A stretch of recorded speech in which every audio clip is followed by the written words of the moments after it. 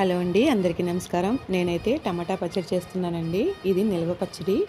దీనికోసం 5 కిలోల టమాటాలు తీసుకొని ఒక పావు కిలో చింతపండు, ఒక పావు కిలో ఉప్పు వేసి ఈ టమాటాలని 3 రోజులు ఒక డబ్బాలో వేసి ఒక చోట పెట్టేయాలండి. ఇది 3 రోజుల తర్వాత మనకి ఇలా చింతపండు టమాటా అది ఊరుతుంది. దాన్ని తీసి మిక్సీ పట్టి 3 రోజులు ఎండలో పెట్టాలండి.